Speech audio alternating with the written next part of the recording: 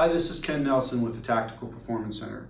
Here with a quick tip on how you can use your stiffened wrist to optimize biomechanical efficiency in your shooting grip. So we have a wrist. It's part of the tools we have in our arm, the mechanical tools, the levers. We've got the elbow, the shoulders, the wrist, the hand itself. The hand can go, the fingers, they can go all different directions, all sorts of tools here. But the key to it is the wrist. In particular, a stiffened wrist. Now we have a floppy wrist. I think you can easily deduce that that's not going to work out very well in a shooting grip. But what about a locked wrist? Locking. I don't care for a locked wrist because it transmits energy back. What we want to do and build in to our suspension for the shooting is a series of like sandbags that kind of soak up energy, distribute it in time, and then send it on down the line to the next sandbag. And so by the time we get all the way up to here, we really don't feel it. And that's the benefit of stiffening your wrist versus locking it. Now, how do you find a stiff wrist? Shake hands. Just shake hands with somebody. You're stiffening your wrist, you're not locking it. Try it locked, it'll feel like a really weird handshake. Not quite as weird as a completely limp wristed handshake, but certainly not normal. Another way to find it, I've covered before, simply go to the wall. You are going to stiffen your wrist to support your weight. Now, once we have the stiff wrist, what we've done is we made a long lever that goes from the muzzle of the gun through the stiffened wrist to the elbow, which is going to be bending.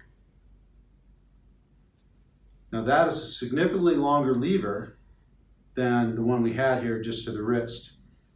Leverage is not exponential, but it is very steeply increasing with the length of the lever. And so that is a much more powerful lever than we have just off the wrist. How do we use it? Like this. There, that's very powerful. Pretty small, but the muzzle of that gun's feeling it. How do you find it? If you're a student having trouble with this, there's a couple techniques that I use with students that seems to get the light bulbs going. The first is I tell them to imagine pouring a pitcher of water out, a heavy pitcher of water. You're not going to do that with a floppy wrist. You're going to stiffen your wrist and you're going to pour at the elbow. Okay? Another way to do it is to picture that there's water in the muzzle and then pour the water out. Either way, give it a try. What you'll notice is that with very little effort, hardly any muscular effort, you have significantly more force applied to the muzzle of the gun that's going to keep it tracking flat. Notice also that we can use different leverages in different hands. If the gun's coming up to the right, well, you can add a little bit more from the right side. If it's going to the left, you can add a little bit more to the left side to micro adjust your sights so that they're tracking true. So that's the power of a stiff wrist. Super powerful.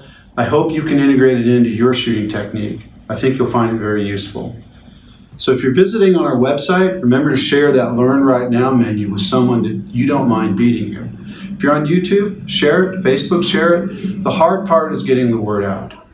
If you're on YouTube, remember to hit that little bell icon so that you are notified about all of the updates to our content. I'm Ken Nelson. I'll see you on the range.